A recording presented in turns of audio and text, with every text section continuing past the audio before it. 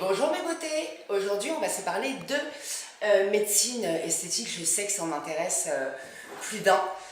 Pour ce faire, je suis partie rencontrer Bernard Silam, grand précurseur donc, de la médecine esthétique en France. C'est quand même le président de la Fédération française de médecine esthétique et de dentisterie. Donc le monsieur sait de quoi on parle. Bonjour Bernard. Bonjour. Alors, je voulais savoir un petit peu si vous pouviez nous expliquer très clairement la différence entre la médecine esthétique et la chirurgie esthétique. C'est quand même pas la même histoire. La différence, c'est le bistouri.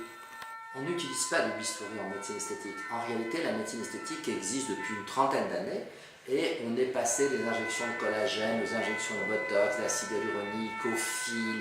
Et puis, les grands laboratoires ont fait beaucoup d'innovations en termes de matériel. Je pense au laser.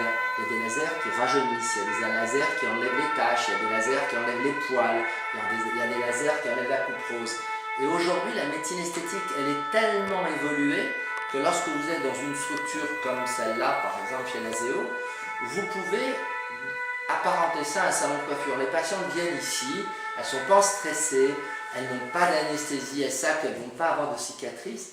Et en réalité, l'accessibilité à ces actes a rendu ça très démocratique. Ce qui fait qu'on voit des filles de 18 ans comme des femmes de 88 ans. J'en ai eu une encore ce matin qui est venue en me disant « Docteur, j'ai des petites ridules ici et je ne les supporterai pas. » Et moi je blaguais avec elle, je lui dis « Non mais tout va bien madame. » Elle m'a dit « Je ne partirai pas tant que vous ne m'aurez pas enlevé ça. » Et je comprends parce que c'est formidable, c'est simple et c'est devenu tellement accessible aujourd'hui que à peu près tout le monde. Alors justement, on allait y venir. Donc déjà, le premier point important, c'est qu'on peut se rendre chez Lazeo en étant complètement détente. Vous êtes en train de me dire que c'est pas du tout irréversible. Non, on ne fait même pas payer les consultations. D'accord. Je veux dire, c'est pas quelque chose qui implique quoi que ce soit.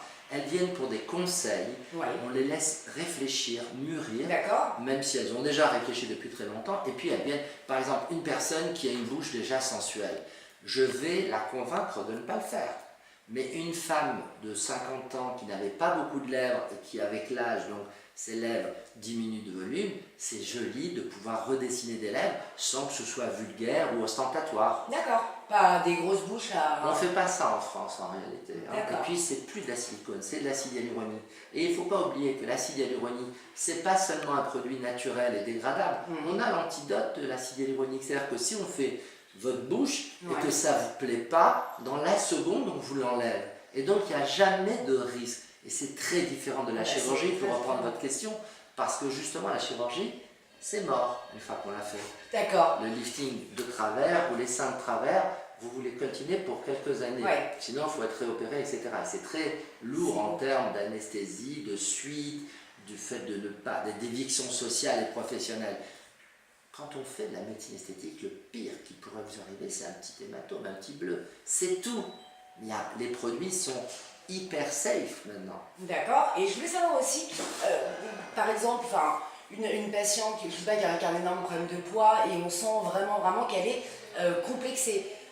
Mais un complexe qui sera peut-être aussi situé ailleurs. En quoi la médecine esthétique peut l'aider vraiment? Parce qu'on a changé en gros sa vitrine, mais derrière... Derrière, c'est le psy. Derrière, c'est le psy.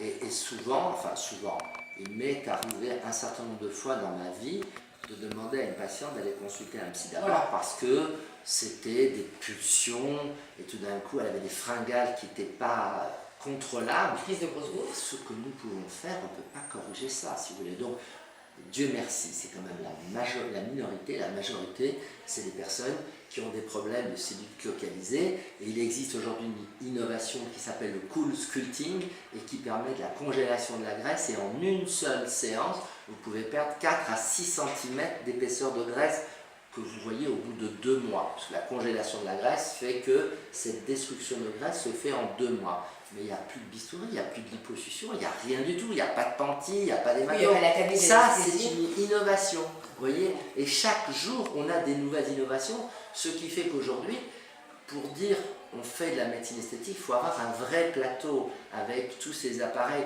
On ne peut pas faire juste... La médecine esthétique, ce n'est pas une injection de botox. Hein. La médecine esthétique, c'est le visage dans sa globalité, le corps dans sa globalité. Par exemple, on faisait des prothèses mammaires, aujourd'hui on fait des lipofillings. On prend de la graisse, on la réinjecte. et on a des résultats qui sont très jolis. Bon, maintenant, la patiente, elle n'a pas de sein du tout et elle n'a pas de graisse du tout. Ben là, on ne peut pas le faire. Il faut mettre des prothèses. On les envoie au chirurgien. Mais la majorité des patients, aujourd'hui, elles sont beaucoup plus dans un trip médecine esthétique que chirurgien. Parce qu'on peut comprendre on n'en parle pas de la de chirurgie. ces arguments. Bernard Sillam, merci beaucoup. Et sinon, pour moi, vous préconisez quoi? Je crois qu'il y a tellement de choses à faire qu'on en aurait pour toute la journée. Merci beaucoup, Bernard.